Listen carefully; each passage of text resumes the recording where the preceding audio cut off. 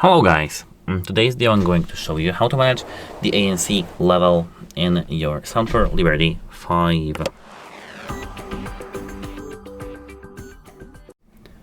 To do so, at first you need to wear them.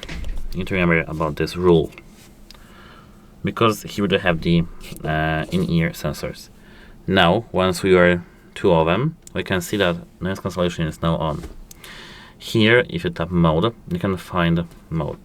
You can switch between the first one, the second one, the third, the fourth, and the fifth one. Here they have some transpiration modes, for example, plane and the car. But I think the main mode is better for me. That's how to switch between the ANC mode. Goodbye.